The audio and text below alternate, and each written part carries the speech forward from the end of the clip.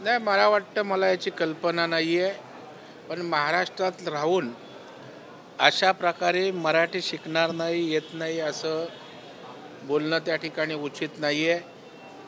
प्रत्येकाला आपली भाषा त्या ठिकाणी प्रिय असते आणि प्रत्येक राज्यातल्या भाषेची अस्मिता असते आणि त्यामुळे महाराष्ट्रामध्ये निश्चितच मराठी भाषेविषयी या ठिकाणी सर्व भाषिकांनी त्या ठिकाणी आदरच बाळगला पाहिजे. अशा प्रकारचं वक्तव्य करणं त्या ठिकाणी योग्य राहणार नाही. आज पुण्यातल्या कार्यक्रमामध्ये बोलताना उपमुख्यमंत्री एकनाथ शिंदे असं म्हणाले की जय गुजरात, त्याच्यावरती एकनाथ शिंदेवरती टीका केली जाते. जितेंद्र आव्हाड असं म्हणाले की आता आम्ही नंतर याच्यानंतर बोलायचं का केमचो शिंदेचं. नाही, मला वाटतं हेच केमछो वरळी हे जेव्हा आदित्य ठाकरेंनी होर्डिंग्स लावली होती तेव्हा काय डोळ्यावर झापड लावली होती का जितेंद्र आव्हाडनी? म्हणजे आपला तो बाब्या आणि दुसऱ्याचं कार्ट. जेव्हा खुल्या मतदानासाठी वरळीमधील गुजरात्यांना आकर्षित करण्यासाठी केमछो वरळी हे कोण बोलत होतं?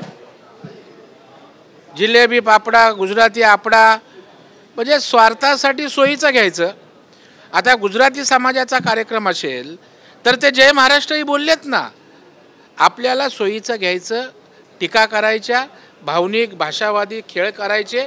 आता असल्या प्रकारच्या गोष्टींना जनता भुलणार नाही आणि मराठी भाषिक तर अजिबात भुलणार नाहीत. उद्या दोन ठाकरे बंधू एकत्र येत आहेत, त्या मेळाव्याचा काही परिणाम होईल का? हे बघा, राज्यामध्ये अनेक पक्ष असतात, अनेक नेते असतात, ते एकत्र येत असतात, सभा होत असतात, कार्यक्रम होत असतात. उद्याचा इव्हेंट एकत्र नक्की होईल, पण त्यातनं उद्या युती होईलच हे काय मी आत्मविश्वासानं सांगू शकत नाही. सर, एका ठिकाणी मराठी भाषेला अभिजात दर्जा दिला जातो तर दुसऱ्या ठिकाणी वारंवार महाराष्ट्रातच मराठीचा अपमान होतो. सत्ताधारी आमदार म्हणून या संदर्भात काही कडक नियमावली, काही कडक कारवाई या संदर्भात पुढे होईल? नाही, एक लक्षात ठेवा, मराठीचा अभिमान असलाच पाहिजे आणि नियम करून कायद्याने नाही तर ते हृदयापासून झालं पाहिजे, मनापासून झालं पाहिजे आणि ते होतंय, होईल. परंतु मराठी भाषेला अभिजात दर्जा कुणी दिला?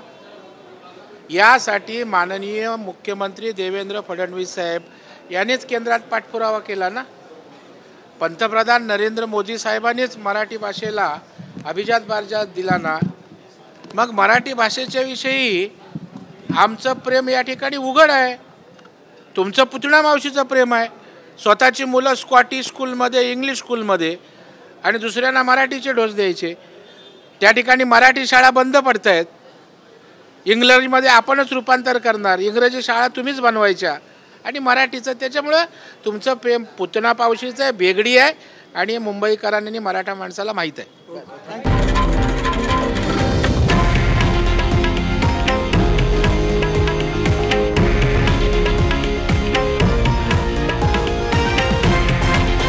हे आहे देशातील नंबर 1 न्यूज नेटवर्क आणि आपण पाहत आहात TV9 मराठी, एकमेव.